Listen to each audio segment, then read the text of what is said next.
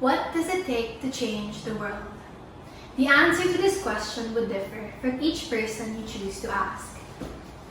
Financial experts may say monetary donations.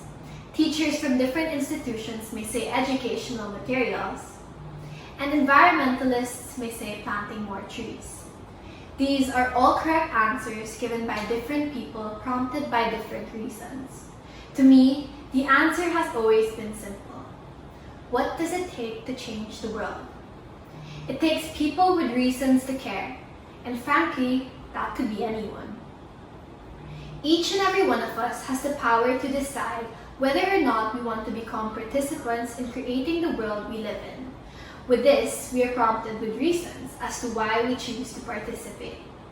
Each of our reasons serve as our driving force and our fuel to what pushes us to move. I'm Villavicencio, and personally, the reason that drives me to care is my love for the Filipino youth. At a young age, I was already an advocate for kids with special needs. I loved being a kid just as I loved being with kids. In high school, different immersion experiences with farmers, fishermen, and Filipino host families allowed me to connect with different Filipino children.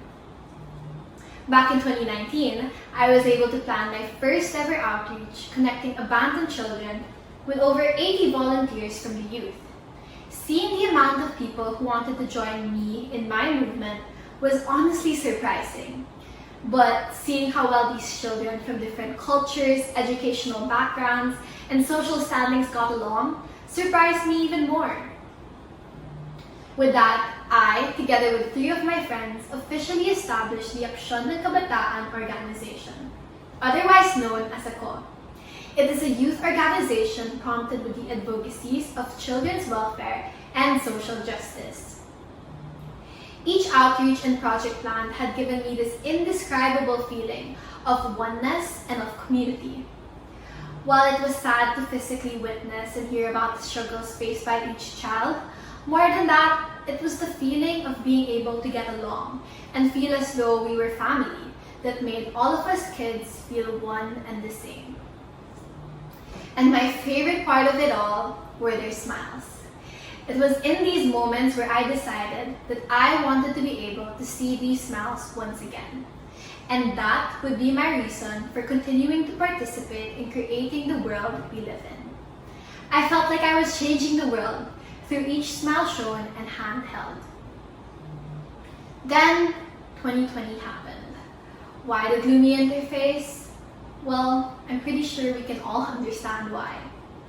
Just when we thought that our advocacy was at its peak, the pandemic struck. Having our #1 source of inspiration, being with the kids, taken away from us, we struggled to adapt as an organization. We faced months of helplessly waiting to be able to help again. However, we began to realize that distance was not a barrier, it was a bridge. So once again, I was faced with the question, what does it take to change the world? But during a pandemic, my answer never really changed. Why wait for the day where we can physically be together to change the world when we can simply start acting now?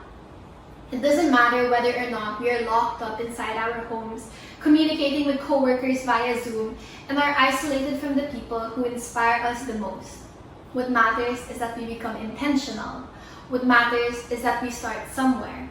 What matters is that we remember our reasons and transform these into something sustainable, both preventive and corrective action. There is beauty in dysfunction and there is newness in something different, just as there is innovation in isolation. Social media, for instance, served as our biggest platform for communication. Through the form of artistic posters, graphics, and stories, our advocacy began to spark the interest of even more individuals from varying parts of the Philippines. Connecting with distant people during a time defined by distance was the biggest irony of it all. While we were sad to be unable to see the kids, we found our reason through the form of even more people.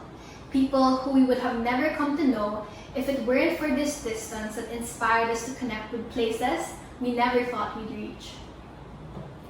Networking and partnerships were made through a single email. And more than that, friends from different organizations with similar advocacies were made. And with that, the power of collaboration amidst isolation surfaced. We began to work more closely with people who were grounded on the same reasons as we were. Online planning of projects surprisingly allowed us to learn more about communities in need and the interconnectedness of our initial advocacy to other causes such as the environment, mental health, education, and more. Raising funds were made possible with a single post and by the click of a single button. And the outcome? Meals for frontliners, gadgets, hygiene kits, and school materials for students without capacities for online class, boxes full of the monthly necessities of different orphanages. These were the fruits born from our reasons. Simple reasons that led to a complexity of change making. From initially raising 10,000 from our first ever outreach, our latest project has raised over 3 million pesos for typhoon victims all around the Philippines. Now, why shouldn't we stop here? Donating once won't solve the issue at hand, and bigger donations definitely don't overpower small donations. 20 pesos could even be what's missing to provide a family with a meal. This shows that bigger donations don't necessarily create bigger changes. Rather, following each donation, no matter the amount, with sustainable actions and healthy conversations is what brings us to long-term growth. Being lucky enough to experience getting to communicate with different people from all sorts of backgrounds and locations, I now acknowledge how sustainability is a crucial aspect in providing aid. We started to divert our resources in providing long-term aid, such as fishing boats, house repair, educational materials for schools, building materials for evacuation centers, solar lamps, water filters, rescue boats for future disasters, and even set aside funds to support different geo-reserves around the country. Furthermore, we understand the need to go beyond donating through educating others and remaining active in our respective communities. It is important that you let your initial reason take you to even more places for growth, which will allow you to find even more reasons to care. I then realized reasons actually multiply themselves. One of the core members in my team once told me, when you're having a hard time, remember who it's for.